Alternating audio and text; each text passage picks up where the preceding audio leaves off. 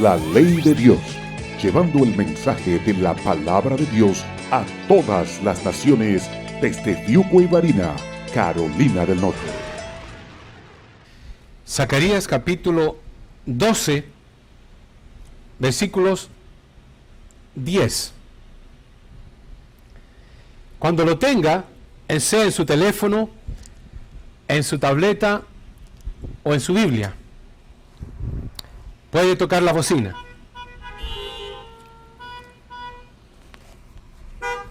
Muy bien.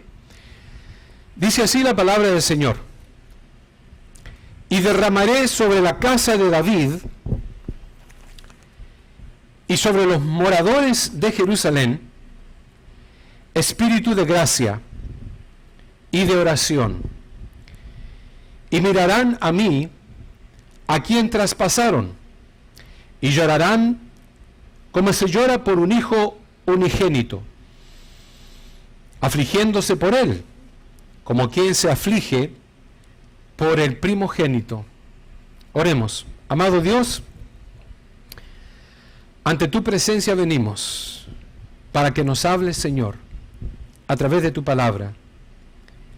Ayúdanos a entender tu palabra y a comer este maná del cielo, en el nombre de nuestro Señor Jesús. Amén. El versículo que tomé es un poco común. Normalmente no leemos tanto acerca de Zacarías, pero este pasaje tiene algo muy, pero muy importante. Es algo tan importante para nuestros días que mientras yo lo leía, casi no podía creer lo que estaba entendiendo. Y cuando quise comprobar si verdaderamente era lo que yo pensaba que el Espíritu de Dios me estaba mostrando, fui a algunos libros de teología y me encontré con que grandes hombres hablaban precisamente de este pasaje. Y lo que menciona aquí es lo que va a ocurrir en estos tiempos. El título de la predicación de la semana pasada fue La Última Generación. El título de esta predicación en el día de hoy es La Última Generación, parte 2, porque tiene que ver con lo mismo. ¿Quién es la última generación? La última generación, hermanos, va a ser ese grupo de personas que va a ver el fin de la historia humana. La última generación va a ser aquella que va a ver la desaparición de la iglesia de Jesucristo.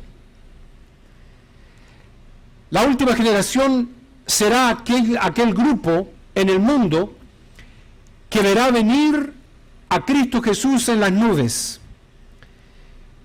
Y será aquel grupo de hombres y mujeres que veremos cómo se cumple la profecía bíblica ante nuestros ojos. Les había dicho de que grandes hombres de la palabra de Dios, como por ejemplo el autor llamado Tim LaHaye, escritor de libros, en su libro menciona de que Cristo Jesús debía de venir aproximadamente por estos años.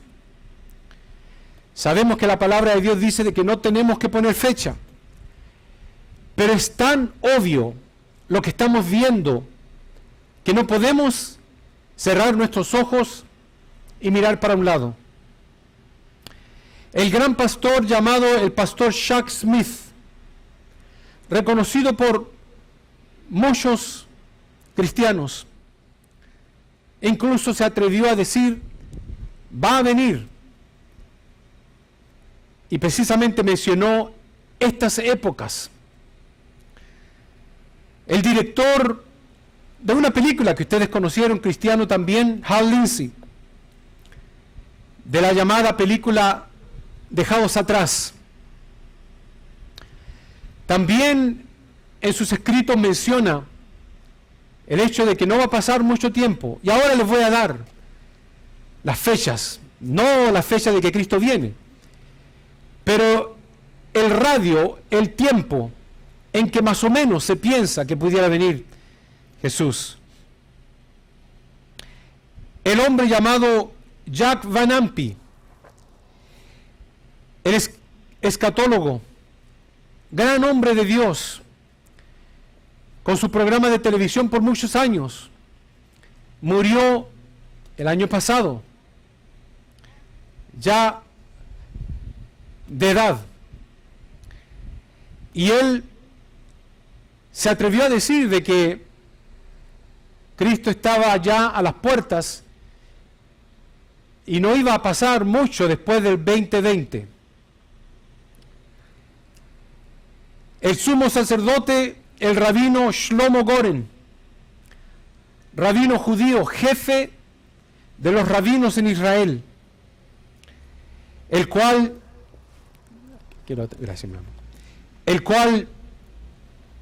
mencionó con estas palabras: hemos entrado en la era mesiánica para que el jefe sumo sacerdote rabino en Jerusalén llegara a decir eso y todos los judíos tocaran el shofar.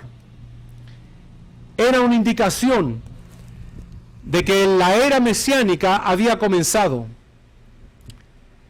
Y Cristo Jesús dijo: esta generación no pasará hasta que todo esto acontezca.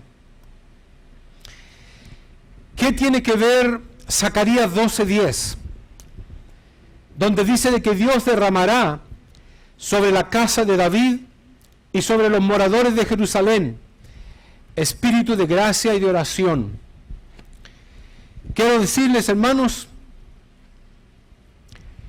que en Jerusalén, en la ciudad que le llamaríamos el epicentro de la profecía, todo lo que ocurre está determinado por lo que pasa en Jerusalén. Todo, absolutamente todo. Olvídense de Tel Aviv, la ciudad más importante de Israel. Nada de eso. Jerusalén, sobre el monte de Sión, donde fue crucificado Jesús. Incluso es tan importante Jerusalén que la misma palabra de Dios, cuando vino el ángel Gabriel a hablarle a Daniel y a decirle lo que iba a pasar en los últimos tiempos, de lo único que se refirió el ángel a Daniel fue de Jerusalén. Y comenzó a decirle: 70 semanas están determinadas sobre tu pueblo y tu santa ciudad. ¿Cuál es la santa ciudad?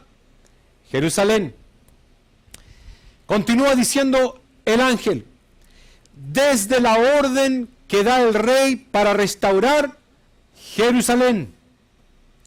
Continúa hablando el ángel: volverá a edificarse el muro y la plaza en Jerusalén.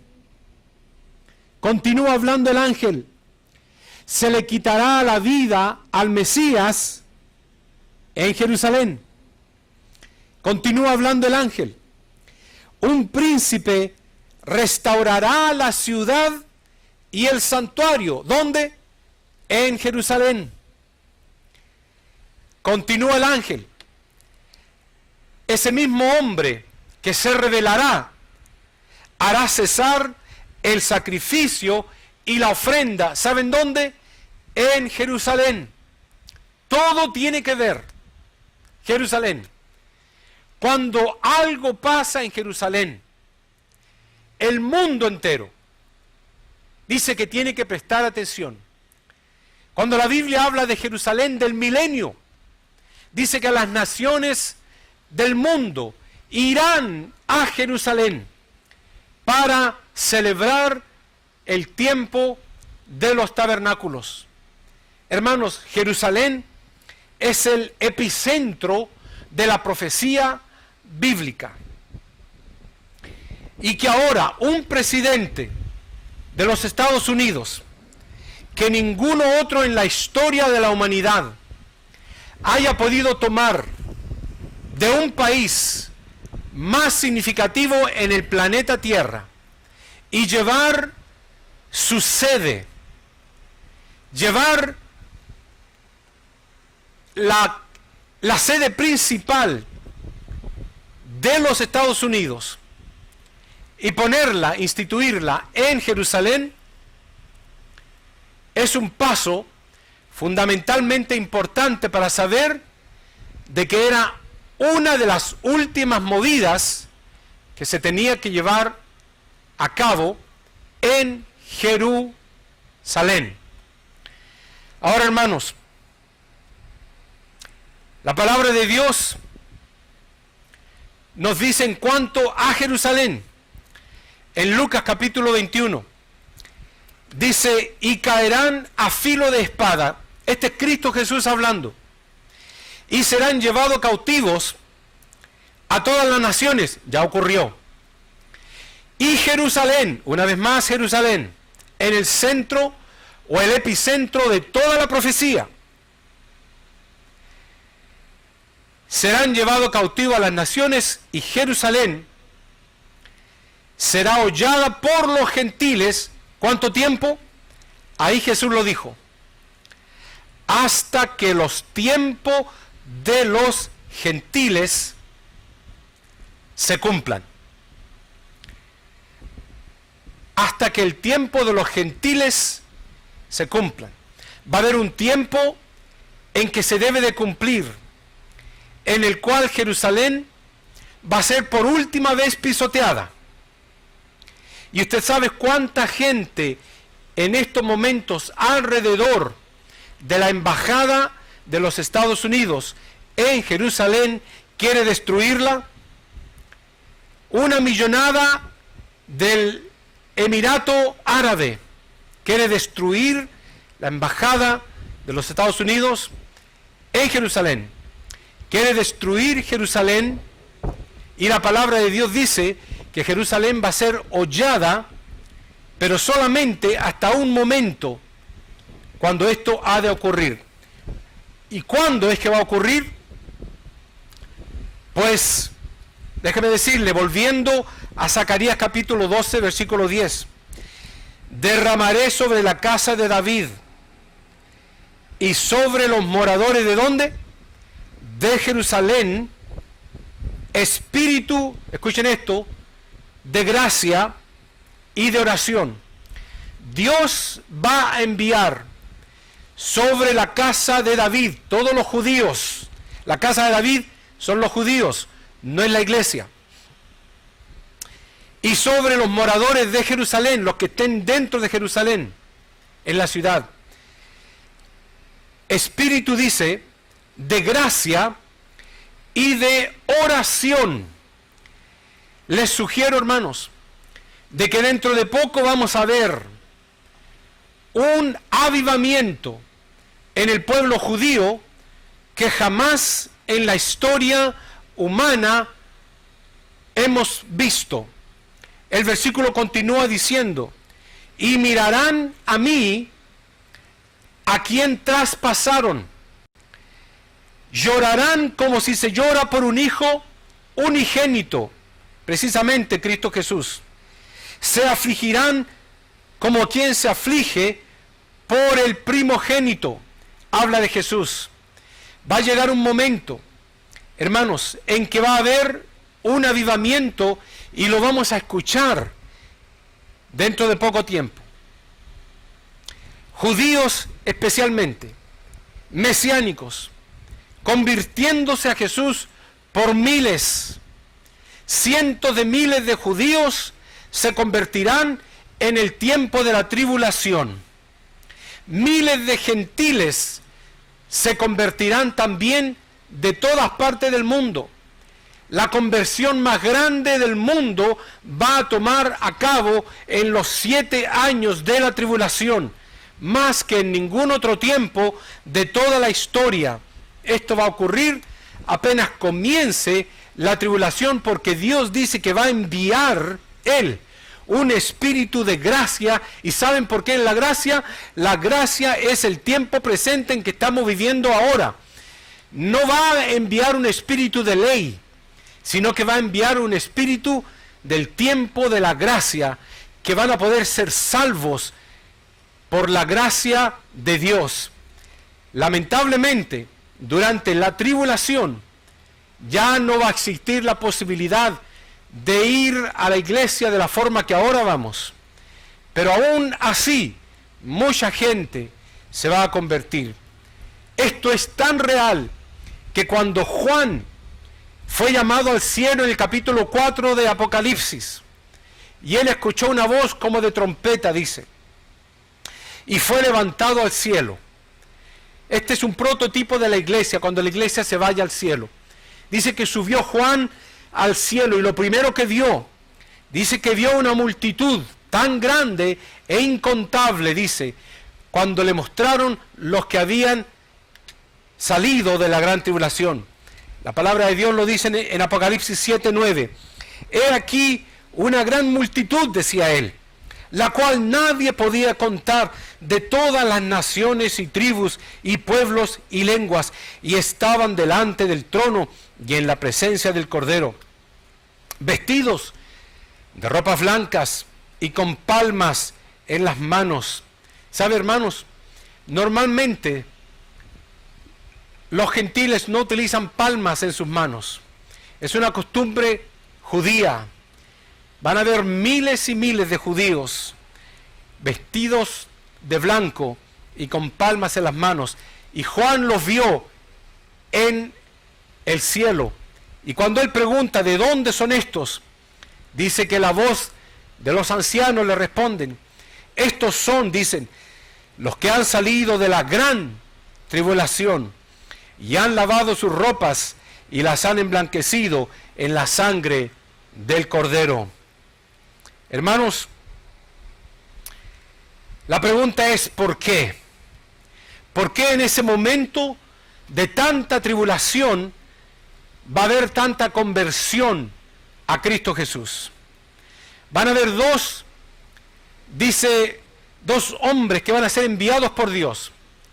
La palabra de Dios le llama estos dos profetas que van a estar en los últimos tiempos y van a recorrer Jerusalén, Israel, predicando. Los dos olivos le llaman, predicando acerca de Cristo Jesús.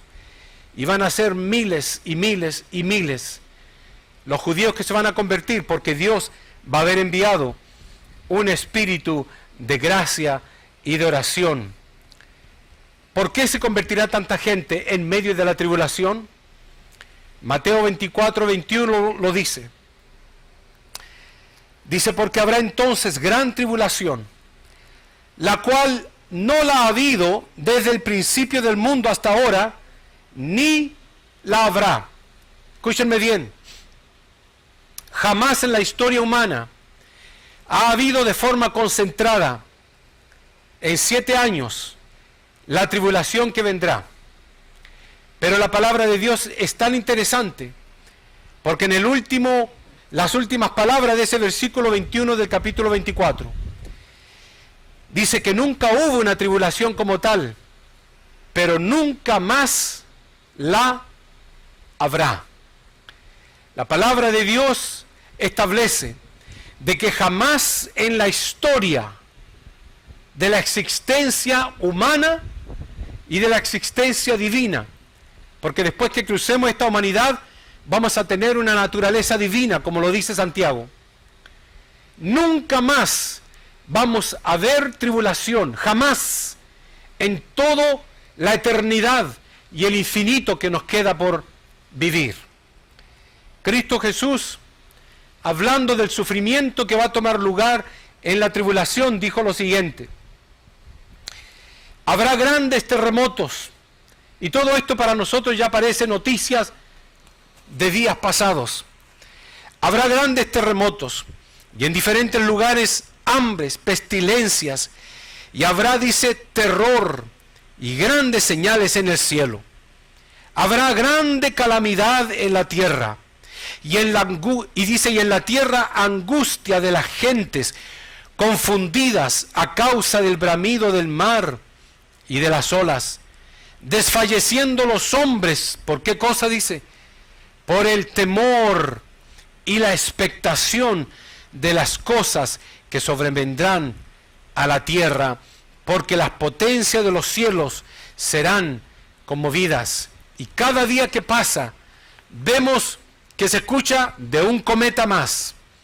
Cada día que pasa que se escucha de un acto lunar o de un acto solar que se está apareciendo o que está sucediendo. Hermanos, la palabra del Señor dice que la gente estará con terror y con temor. Y déjeme decirle algo. La pregunta era, ¿por qué se va a convertir tanta gente cuando precisamente en la gran tribulación no va a haber tanta facilidad de predicación de la palabra? Porque va a haber terror y va a haber temor. Porque va a haber terror y va a haber temor. Y la palabra de Dios nos dice que frente a la manifestación de Dios, el hombre teme. Frente al temor a Dios, el hombre reacciona. Frente al temor, dice la palabra de Dios, el hombre se aleja del pecado.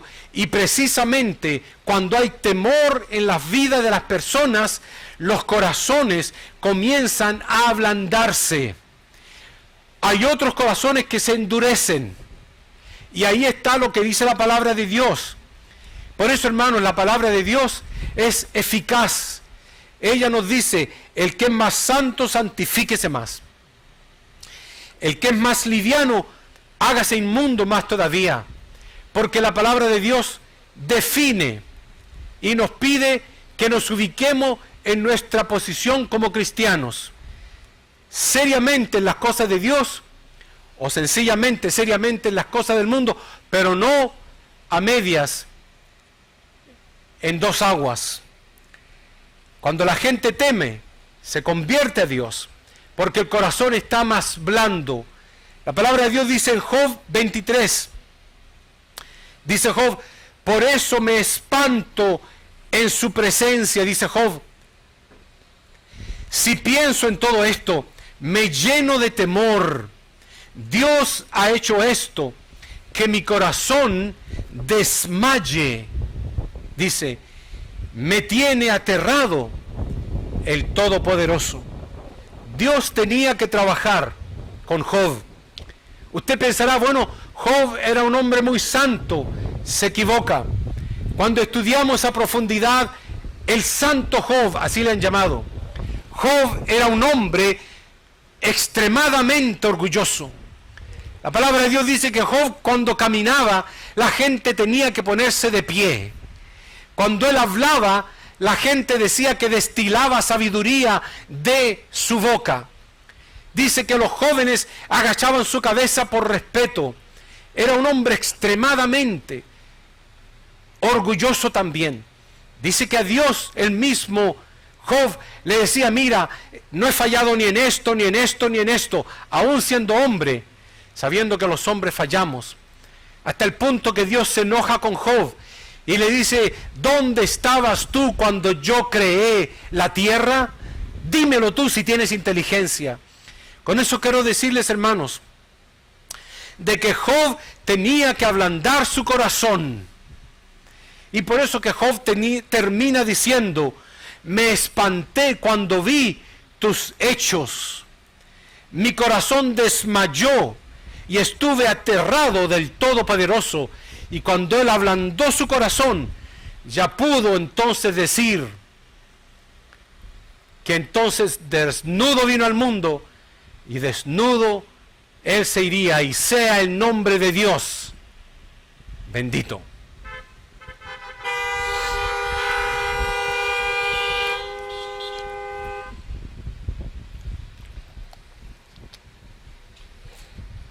La Palabra del Señor dice, hermanos, con el temor, dice Proverbios 16:6, con el temor de Jehová se apartan del mal los hombres.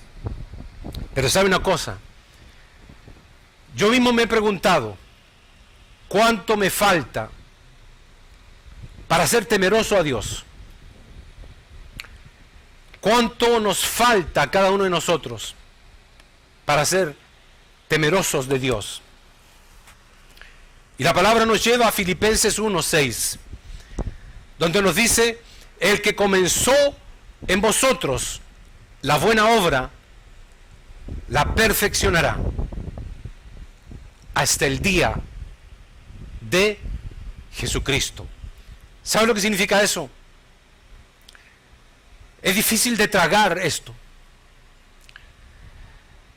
pero la perfección continuará hasta que venga Jesús.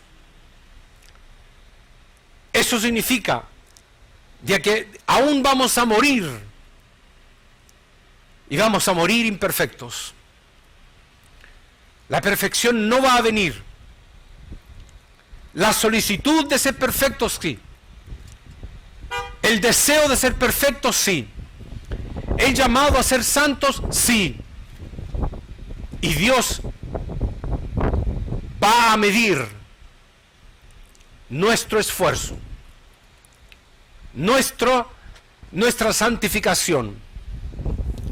Y la palabra de Dios nos dice, servid a Jehová con temor, dice Salmos 2. Segunda de Corintios 7:1 dice, amados, perfeccionemos la santidad en el temor de Dios. Primera de Pedro 1:17 dice, conducíos en temor todo el tiempo. Salmos 34 dice, temed a Jehová vosotros sus santos, pues nada temen, nada dice falta a los que temen a Jehová. Primera de Tesalonicenses dice, esperad de los cielos a su Hijo, al cual resucitó de los muertos, a Jesús, que nos libra de la ira venidera.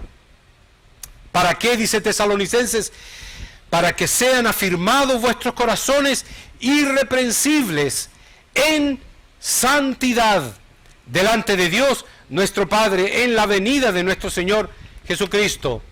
Quiero decir con esto y terminar.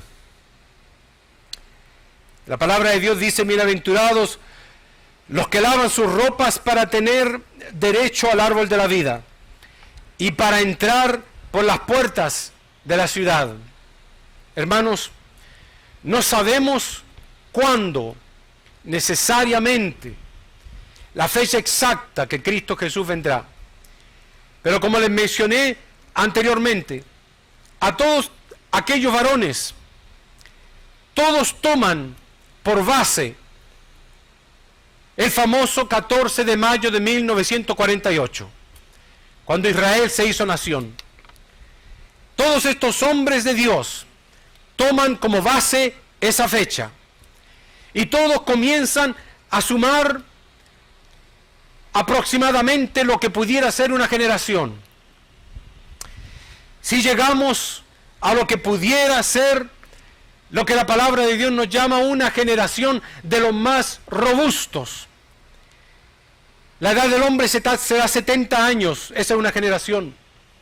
Y los más robustos llegarán a la generación o a la década de los 80. Eso significaría, hermanos, sin tener que poner nada en roca, pero significaría yo uniéndome a esos varones, de que si tomamos el mayo 14 del 48 y le sumamos la última generación, máxima generación, que la palabra de Dios nos dice que pudiera ser de 80 a 89 años, viendo que Cristo Jesús dijo, esta generación, la que vea la higuera florecer, no va a pasar. Eso significaría de que Cristo Jesús estaría aproximadamente, hermanos, viniendo por allá por los años 2028 o 2037. o en esa fecha, o en cualquier momento antes. El asunto es que no podemos decir determinadamente cuándo, pero sí el Señor nos dijo, en el Antiguo Testamento estudiaban, dice la palabra, reconocían las sazones y los tiempos, y sea cuando sea que Cristo Jesús viene, estamos extremadamente a las puertas. La ley de Dios, llevando el mensaje de la palabra de Dios a todas las naciones desde Fiuco y Varina, Carolina del Norte.